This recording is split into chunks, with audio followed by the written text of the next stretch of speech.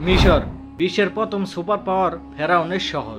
নীল নদের বুকে গড়ে ওঠা এই সভ্যতা হাজার বছর ধরে ছিল অদম্য, রহস্যময় আর ভয়ঙ্কর শক্তিশালী। পিরামিড, মমি আর ফেরাউনের দেবত্বের দাবি যেন তাকে ঘিরে তুলেছে অজানা সব কাহিনীতে। কিন্তু ইতিহাসের এক বিস্ময়কর ভবিষ্যৎবাণী মিশরের ভাগ্যই পাল্টে দেয়। রাসূলুল্লাহ সাল্লাল্লাহু আলাইহি ওয়াসাল্লাম বলেছিলেন, একদিন তোমরা মিশর জয় করবে, আর তখন সেখানকার সাধারণ মানুষের সাথে ভালো ব্যবহার করবে, কারণ তারা তোমাদের আত্মীয়। ফেরাউনের পতন থেকে শুরু করে ইউসুফ আলাইহিস সালাম ও মুসা আলাইহিস সালামের অলৌকিক কাহিনী, আর শেষে মুসলিম বিজয়ের মাধ্যমে পূর্ণ হয় সেই ভবিষ্যৎবাণী।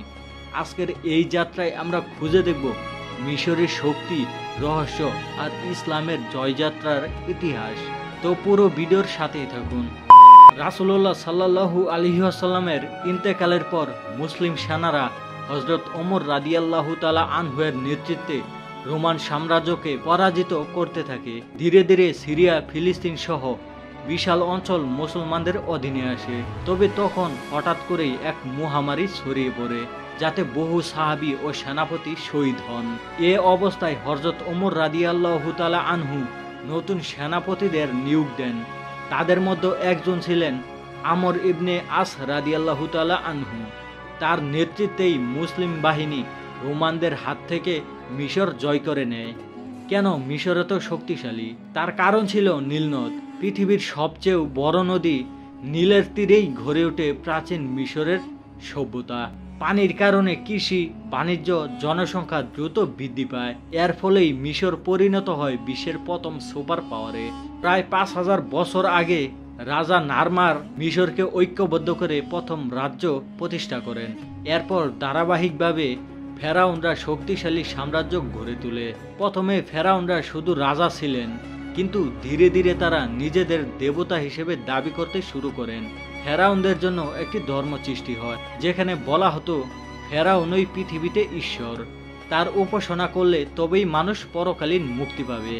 ফেরাউন মারা গেলে তার মৃতদেহকে মমি বানানো হতো।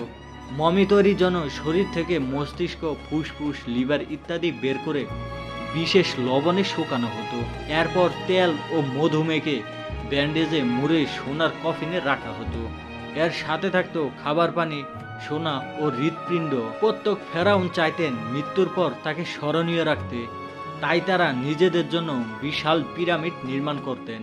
সবচেয়ে বড় পিরামিড হলো খুফুর পিরামিড, যা হাজার বছরের জন্য বিশ্বের সবচেয়ে উঁচু ভবন হিসেবে টিকেছিল। তবে পিরামিড নির্মাণের খরচে মিশরের অর্থনীতি দুর্বল হতে থাকে। এতে করে মিশরের পতনের সূচনা হয়। ঠিক এ সময় মিশরে বিক্রি হওয়া এক দাস শিশু ছিলেন ইউসুফ আলাইহিস সালাম।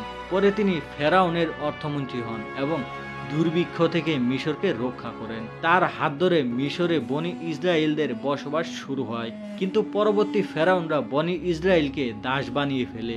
প্রায় 400 বছর ধরে তারা ভয়াবহ নির্যাতন সহ্য করে। এই দাসত্ব থেকে মুক্তি করার জন্য আল্লাহ পাঠালেন হযরত মুসা আলাইহিস সালামকে। তিনি ফেরাউনের কাছে দাবি করেন বনি ইসরায়েলকে মুক্তি দেওয়ার। ফেরাউন অস্বীকার করে নানান নির্যাতন চালায়। অবশেষে আল্লাহর অলৌকিক ক্ষমতায় মুসা আলাইহিস সালাম বনি ইসরায়েলকে নিয়ে মিশর ত্যাগ করেন। ফেরাউন সেনাবাহিনী নিয়ে তাদের পিছু নিলেও লোহিত সাগরে ডুবে ধ্বংস হয়ে যায়। এরপর থেকেই মিশরের শক্তি ভেঙে পড়ে, আর কখনো ফেরাউনরা আগের মতো সুপার পাওয়ার হতে পারেনি। পরে আলেকজান্ডার দ্য গ্রেট এবং রোমান সাম্রাজ্য মিশর দখল করে নেয়। প্রায় 600 বছর রোমানদের শাসনের পর অবশেষে হযরত ওমর রাদিয়াল্লাহু তাআলা আনহু-এর যুগে মুসলিম বাহিনী মিশর জয় করে নেয়। এভাবেই রাসূল সাল্লাল্লাহু আলাইহি ওয়াসাল্লামের ভবিষ্যৎবাণী পূর্ণ হয়। তো ভিডিওটা আমি খুব সংক্ষিপ্ত আকারে বানিয়েছি। আপনারা যদি চান এর পরবর্তীতে আরো ভালোভাবে ব্যাখ্যা করব।